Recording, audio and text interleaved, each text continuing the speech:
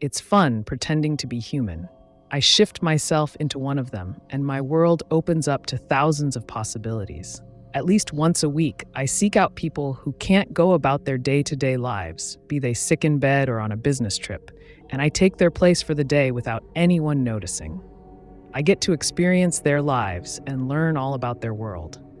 I get to channel my creativity and feel the love of a human community. You may say it's creepy and intrusive, but it's better than the alternative of hunting small animals in the woods and frightening people with my true form. Besides, I couldn't take the same twice, or people would ask too many questions.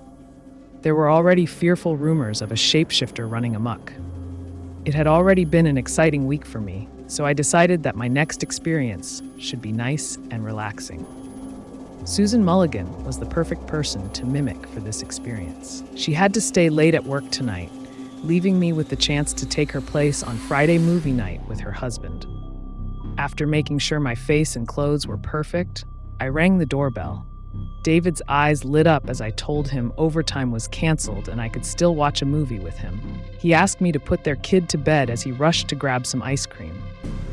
Seeing that boy's smile as I read him a bedtime story filled me with joy in a way I couldn't describe. After I had kissed him goodnight, I went over to the couch with David. He looked at me with love in his eyes before turning to the screen. Susan Mulligan was a very lucky woman. We were partway through the movie when we heard the door creak open. "Hey, hun, there was less work than expected, so I got to go home earlier. Are we still up for movie?" We stared at each other as the real Susan dropped her briefcase in shock. I'd gotten close to being found out before, but now? Susan screamed as I tried to explain myself. "I'm sorry, it's not what it looks like. Nobody needs to get hurt. I can just..." My sentence was interrupted by a loud bang and a couple of thuds. David ran toward me and wrapped his arms around me. It's okay, you're safe. That doppelganger can't get us now." I stared at the floor at the entrance.